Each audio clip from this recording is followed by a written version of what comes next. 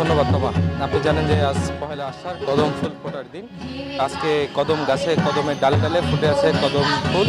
আর সেই বর্ষা ঋতুকে আমন্ত্রণ জানাতে আজকের এই আয়োজন। আমার ঠিক পেছনে যেটি দেখতে পাচ্ছেন, এটি বর্ষা ঋতুকে আমন্ত্রণ জানাবার একটি আয়োজন।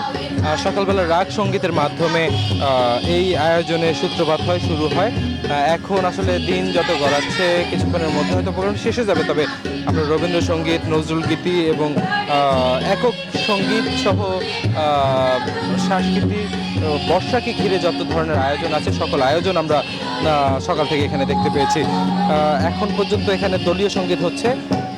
এখানে আসলে যারা উপস্থিত আছেন সকলেই এই বর্ষা ঋতুকে ভালোবেসে বর্ষাকে বরণ করার জন্যই রাজধানীর এই কেন্দ্রীয় শহীদ মিনারের পাদদেশে যেই কদমতলাটি আছে সেই কদমতলায় আসলে এই অনুষ্ঠানটি উদযাপিত হচ্ছে।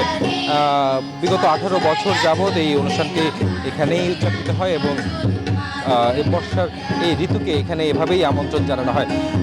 আমরা আয়োজকদের সাথে কথা বলেছিলাম, তারা আমাদেরকে যেটি জানিয়েছেন আসলে শহরে জঙ্গলে যারা আছেন তাদেরকে ঋতু সম্পর্কে জানানোর জন্য তাদের এই আয়োজন।